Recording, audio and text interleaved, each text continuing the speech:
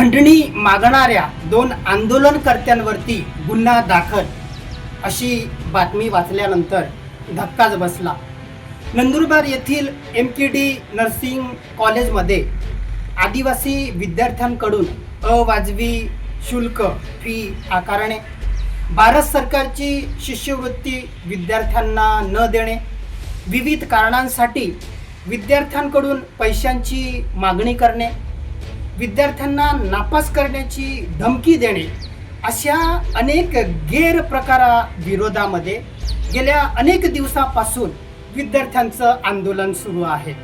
या आंदोलनाला नंदुरबार जिल्ह्यातील अनेक सामाजिक संघटनांनी पाठिंबाही दिला, काही कार्यकर्त्यांनी सक्रिय सहभागही नोंदवला।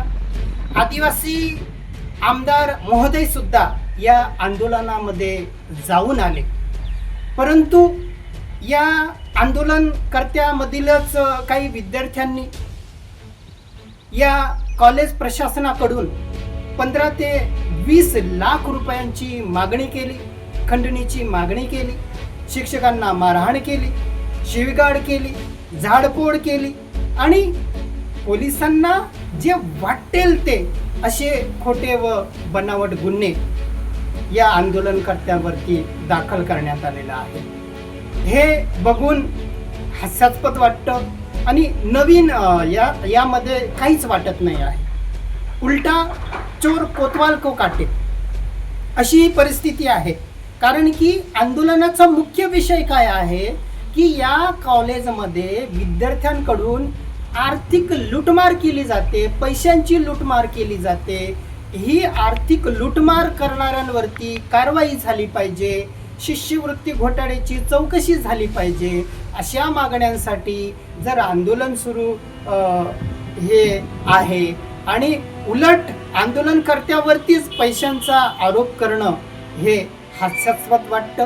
आणि नंदुरबार जिल्हा पोलिसांच्या बाबतीत आम्हाला हे काय नवीन काहीच वाटत नाही आहे। ज्या दिवसापासून तत्कालीन पोलीस अधीक्षक श्रवण दत्त, अपर पोलीस अधीक्षक आशित कांबळे, LCBचे हेमंत पाटील, पोलीस निरीक्षक हेमंत कुमार पाटील हे जातीयवादी पोलीस अधिकारी या जिल्ह्यामध्ये आल्यापासून पोलिसांकडून खोटे व बनावट गुन्हे दाखल करण्याचं प्रमाण जास्त वाढलेलं आहे। जोपर्यंत हे जातीयवादी पोलीस अधिकाऱ्यांवरती कारवाई होत नाही, यांच्या बदल्या होत नाही, तोपर्यंत अशा पद्धतीचे खोटे व बनावट गुन्हे हे आदिवासींवरती दाखल होतच राहणार आहे। नवीन SP madam Ashwini Sanap madam येऊन काहीच उपयोग नाही होणार आहे। कारण की त्यांचे खालचे जे अधिकारी आहेत तेच जातीयवादी आहे, ते आदिवासींना टार्गेट करणारे आहेत। त्यामुळे नवीन SP येऊन काहीच उपयोग होणार नाही आहे। हे आदिवासींवरती खोटे गुन्हे दाखल होतच राहणार आहेत। कारण की गेल्या काही प्रकरणामध्ये मेलेल्या व्यक्तींवरती यांनी गुन्हे दाखल केलेले आहेत। हे जर मेलेल्या व्यक्तीवरती गुन्हे दाखल करत असतील तर जिवंत व्यक्तीवरती गुन्हे दाखल करायला यांना तर सोपं आहे। आणि म्हणून हे खोटे व बनावट गुन्हे दाखल करण्याचं प्रमाण यांचं वाढलेलं आहे।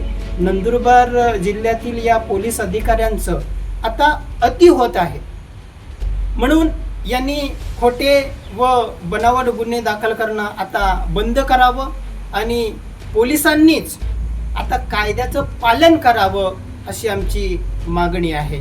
जय हिंद।